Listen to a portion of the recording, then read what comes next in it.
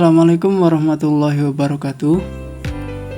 Di sini saya akan memaparkan review jurnal yang berjudul Analisis Ekonomi Value Added atau EVA untuk mengukur kinerja keuangan pada perusahaan sektor kesehatan dan industrial yang terdaftar di Bursa Efek Indonesia pada tahun 2018 sampai dengan tahun 2022.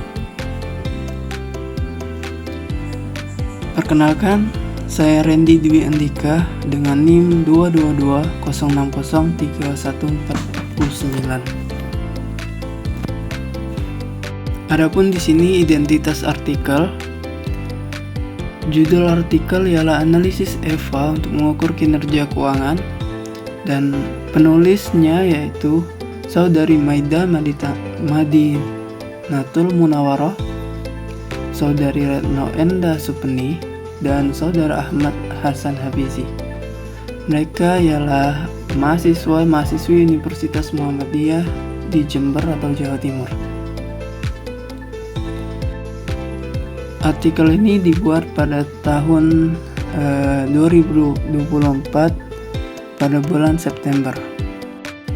Dan artikel ini menggunakan penelitian kuantitatif. Di sini saya akan menjelaskan apa itu Economic Value Added atau EVA.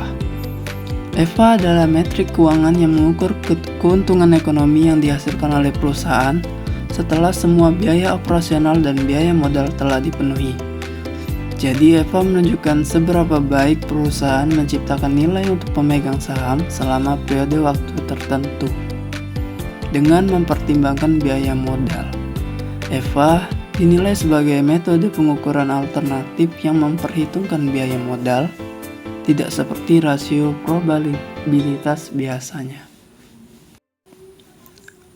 Tujuan penelitian ini bertujuan untuk menganalisis kinerja keuangan perusahaan sektor kesehatan dan industri yang terdaftar di Bursa Efek Indonesia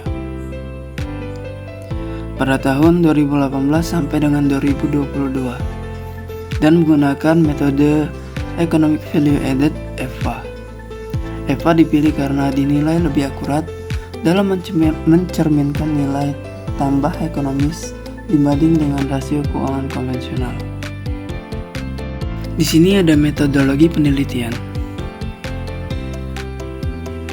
Jenis penelitiannya ialah kuantitatif deskriptif atau jenis penelitian yang menggambarkan dan menganalisis data secara numerik.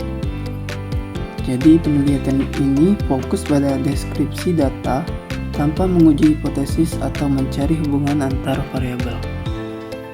Dan data yang digunakan yaitu laporan keuangan perusahaan sektor kesehatan dan industri di Bursa Efek Indonesia. Dan sampelnya ada 23 perusahaan. Untuk metode EVA di sini menggunakan NOPAT atau Net Operating Profit After Tax. Artinya laba bersih operasional setelah pajak. Ini adalah laba yang dihasilkan dari operasi inti perusahaan dikurangi pajak tanpa memperhitungkan biaya bunga dan aktivitas non-operasional. Yang kedua ada Invested Capital atau IC. Ini adalah modal yang diinvestasikan mencakup seluruh dana yang digunakan untuk menjalankan bisnis seperti modal dari pemegang saham dan utang jangka panjang. Yang ketiga ada WACC. Artinya rata-rata tertimbang biaya modal.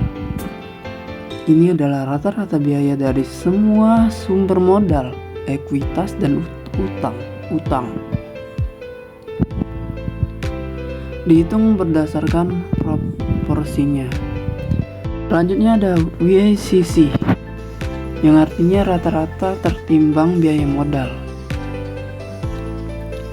Ini adalah rata-rata biaya dari semua sumber modal, ekuitas atau modal, dan juga utang.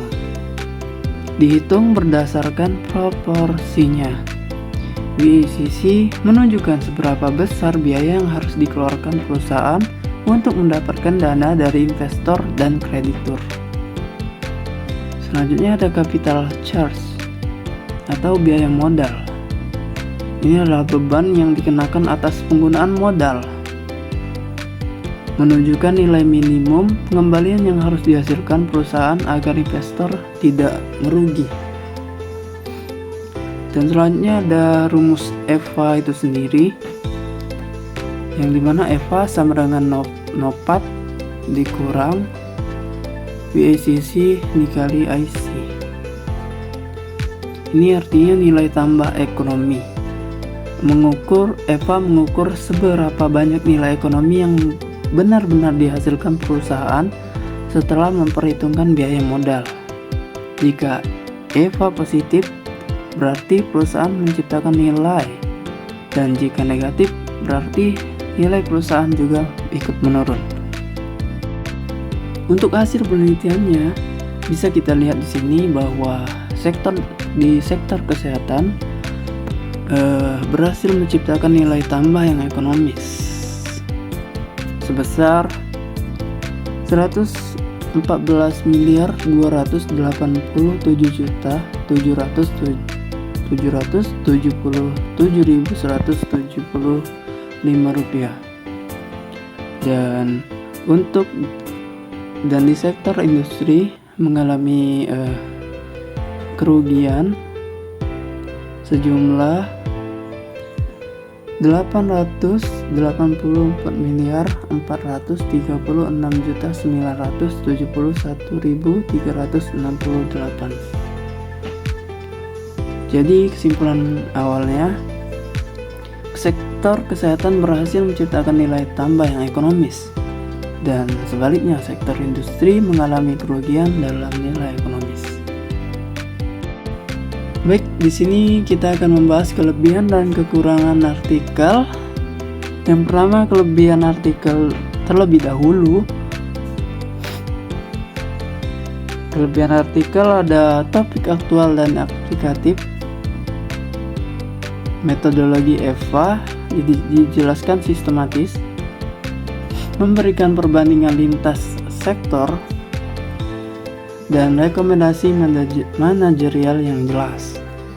Adapun kekurangan artikel ini yaitu tidak ada uji statistik untuk mengeluarkan data, visualisasi data terbatas, tidak ada grafik, dan abstrak bahasa Inggris yang masih terdapat kesalahan tata bahasa,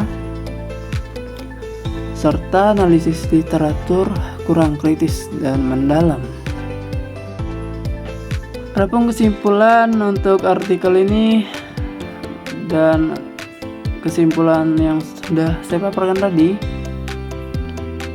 yang pertama, metode EVA emang cocok untuk mengukur kinerja keuangan secara menyeluruh. Kedua, di sektor kesehatan menunjukkan potensi baik dalam menciptakan nilai yang ekonomis. Dan artikel ini bermanfaat bagi investor, manajer keuangan, dan akademisi.